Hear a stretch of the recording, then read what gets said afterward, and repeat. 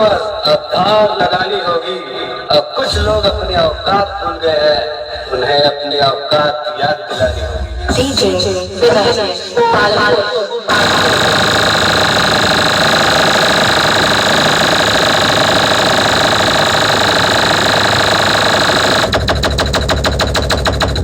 अपनी औकात में रहना सीख।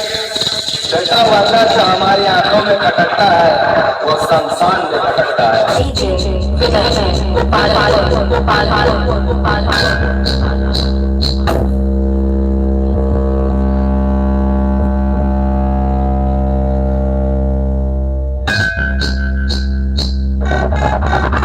Sound check.